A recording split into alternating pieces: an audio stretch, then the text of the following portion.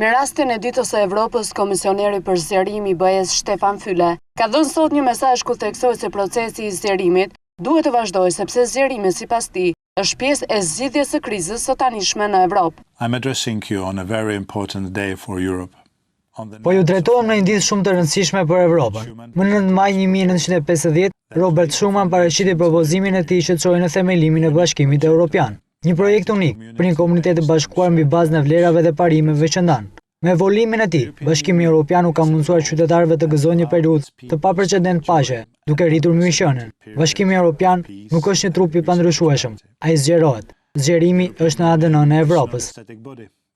Komisioneri Füle thotë se sfidat kanë të bëjnë më shumë me globalizimin sesa me zgjerimin. Zgjerimi nuk është shkaku, por është pjesë e zgjidhjes.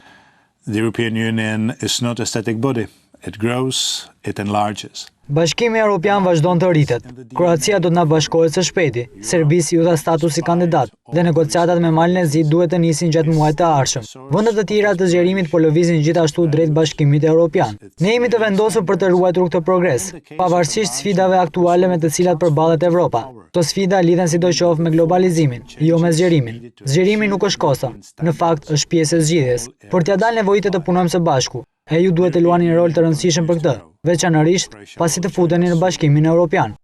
Përkundër vështirësive të fundit, sipas komisionerit Füle, Evropa vazhdon të jetë një burim i frymëzimit me vlerat e saj, me standardet e saj të jetesës dhe në rastin e zgjerimit, me fuqinë e saj transformuese. 62 vite më parë, në të njëjtën ditë, Robert Schuman bëri propozimin që çoi më pas në themelimin e Bashkimit Evropian.